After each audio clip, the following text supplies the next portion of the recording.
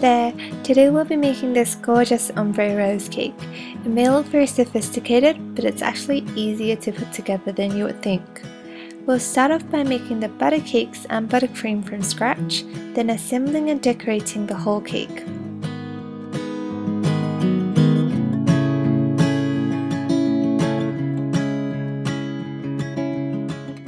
For the butter cakes, you'll need unsalted butter at room temperature, sugar, eggs, vanilla extract, whole milk, all-purpose flour, baking powder, and some pink colouring.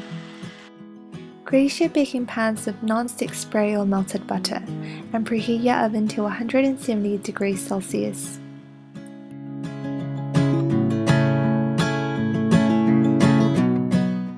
Start off by beating softened butter and sugar on low. Your butter must be at room temperature, so remove it from the fridge 30 minutes to an hour before making this cake. You want to beat until it becomes fluffy and light in color. Then crack your eggs into separate bowls and add them into the mixture one by one.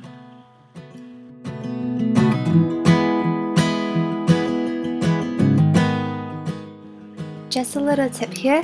If you use room temperature eggs, your cake will have a better texture. Now add in your vanilla extract as well. Now add in half of your dry ingredients, meaning your all-purpose flour and baking powder. Just briefly mix everything together, then add in half of your whole milk. Again, just give it a quick stir, then add in your remaining dry ingredients and whole milk. Start mixing when there are no obvious lumps in your batter. Do not overmix because overmixing will result in a dry and dense cake. Now scrape the sides to make sure everything is incorporated. Then divide your batter into 3 equal portions. Now take 2 portions of your batter and add food coloring gradually until you have a light and a dark pink color.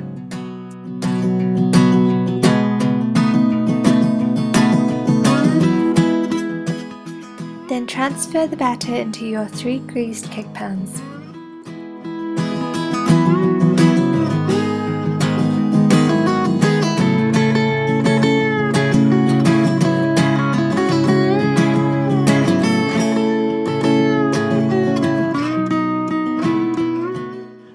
Now put them into your preheated oven for 30 to 35 minutes.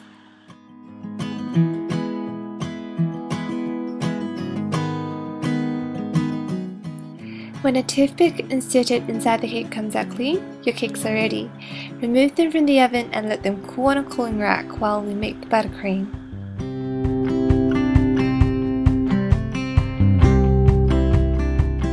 You'll need butter or shortening, icing sugar, milk, vanilla extract, and red or pink food coloring. Now place your butter or shortening or both into a large bowl, then beat it on low. Most people prefer the taste of butter to shortening, but if you want pure white buttercream or if your cake has to sit in the heat for a few hours, then use shortening.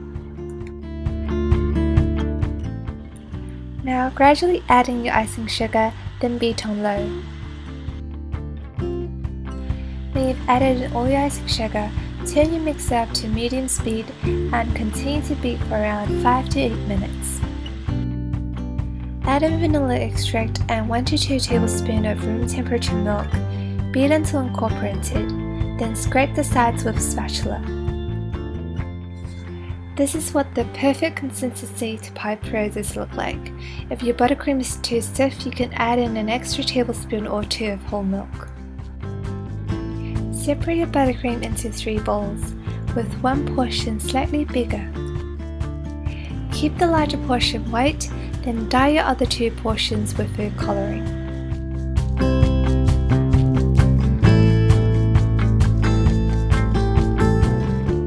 As with the butter cakes, you want 2 different shades of pink.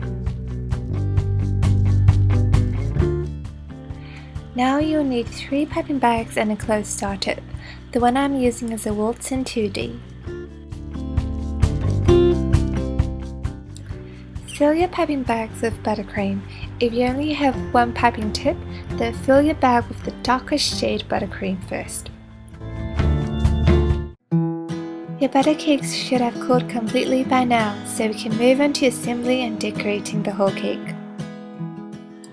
Put a little bit of buttercream onto your cake board, then place your cake slice of darkest shade on top.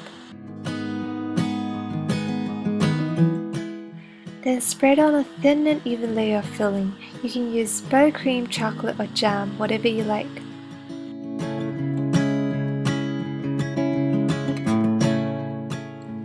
Place the lighter pink cake slice on top and do the same.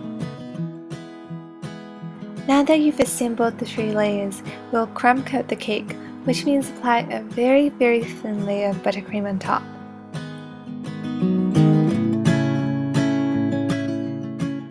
You can crumb coat the cake in ombre color as well, or all in white. Scrape off the excess with a spatula or knife to ensure that the crumb coat is thin enough.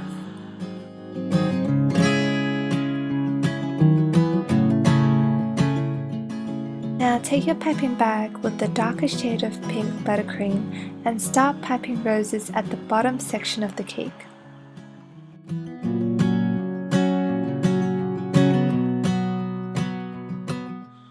If you're not confident enough, practice piping these roses on a plate or kitchen towel first. So you start from the center, apply an even force onto the piping bag, then draw a circle. You can do it anti or clockwise.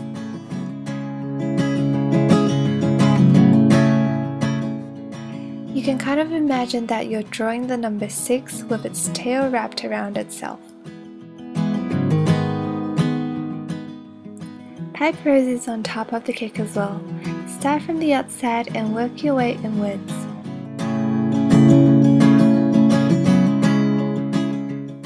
You can fill in the gaps between the roses by adding little stars or drop flowers like this. I'm sure you'll be able to impress all your friends with this gorgeous cake. If you do try this recipe, make sure to share a photo with us on Facebook or Instagram. Do subscribe before you leave, and I'll see you next time. Bye!